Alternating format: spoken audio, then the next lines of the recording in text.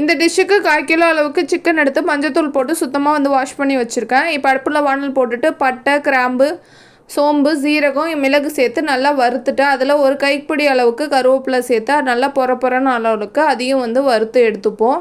இந்த அளவுக்கு வந்து பொறன்னு இருக்கணும்.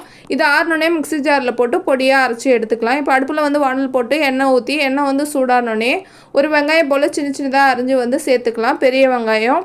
அது கூடயே ஒரு ஸ்பூன் அளவுக்கு இஞ்சி பூண்டு சேர்த்துட்டு பச்சை வாடை போகிற அளவுக்கு நல்லா வதக்கிட்டு ஒரு கொத்த அளவுக்கு கருவேப்பிலை, 2 கீரின பச்சை மிளகா சேர்த்துட்டு அதை வதக்கிட்டு 1/2 ஸ்பூன் அளவுக்கு மஞ்சள்தூள் போட்டுட்டு நம்ம அரைச்சி வச்சுருக்க பொடியை வந்து பாதி சேர்த்துட்டு லைட்டாக கிண்டிட்டு நம்ம கழுவி வச்சுருக்க சிக்கனை வந்து இது கூட சேர்த்துட்டு நல்லா வந்து மிக்ஸ் பண்ணிக்கலாம். இல்லை கொஞ்சமாக தண்ணி சேர்த்துட்டு தேவையான அளவு உப்பு சேர்த்து நல்லா மிக்ஸ் பண்ணி விட்டுட்டு வேக விட்டு கடைசியாக வந்து கருவேப்பிலை பேலன்ஸ் உள்ள கருவேப்பிலை வந்து பொடியை சேர்த்தா சூப்பரான வறுவல் ரெடி.